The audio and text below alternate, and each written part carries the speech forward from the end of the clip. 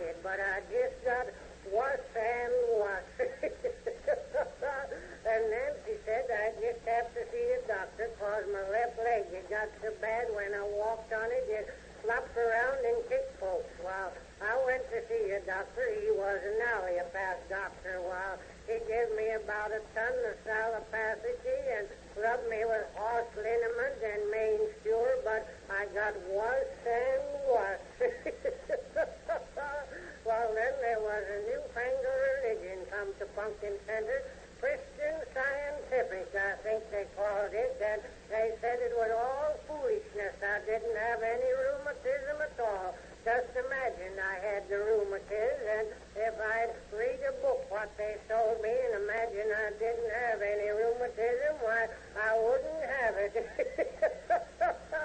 Well, that Whitaker, what lived over at Hickory Corners, was down with typhoid fever, and they was treating him.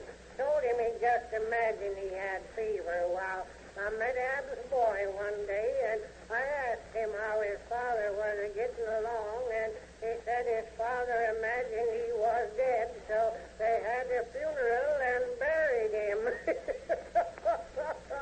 Well, I quit reading that book and went back to Mustard Isle, and then another doctor come along, said he was a homeopath, and Nancy didn't give me any peace till I went to see him. He said I didn't have any rheumatism at all.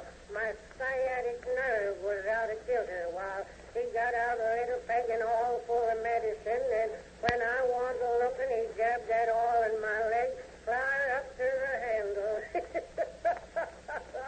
Well, they said I hollered so they could hear me far over into the next county. Well, I got out of there, and for 2 weeks I couldn't walk at all. Well, I was just getting so I could walk around when a fella come to town and hung out his shingles, said he was an osteopath. And then she got the fever again and kept at me to go and see him. Well, I went, so I knowed I was making a darn fool out of myself for doing it. Well, that fella said I didn't have rheumatism, but that I was hidebound, said I had symptoms of spring halt, cold evil, and pink eye, and that he would have to massage me and reflex my muscles. Said he couldn't tell for certain till he gave me the first treatment. Well, sir, that darn fool laid me out on a table and commenced to tinker with my anatomy. He rubbed me down with a roll of